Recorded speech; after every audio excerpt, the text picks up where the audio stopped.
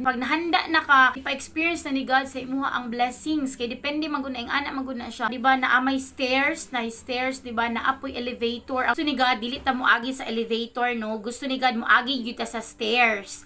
Kay ibig sabihin kung moagi ka sa stairs papunta sa imuhang victory, papunta sa imuhang promised land, kailangan moagi ka sa stairs jud ka nang maningkamot jud ka ba. Ibig sabihin nga naagi diha tanan ang syempre pag mag-stairs ka, diba?